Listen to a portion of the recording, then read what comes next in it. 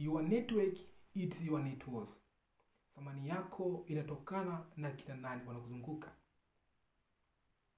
Mara nyingi unapozungukwa na watu wenye mtazamo hasi juu ya maisha yako, itakupelekea wewe kushindwa kujiamini na kushindwa kutimiza malengo yako. Kwa nini unapaswa kufanya ili uweze kujiamini na kutimiza malengo yako?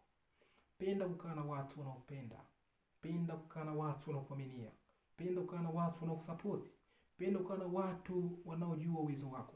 Kwani watu hawa wataweza kupandia mbegu ya wewe kuweza kujiamini na kuweza kuifuata ndoto yako.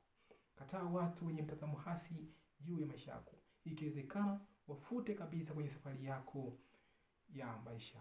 Kumbuka, mafanikio yako ndiyo furaha yangu. Asanteni sana kwa kunisikiliza na Mungu awabariki.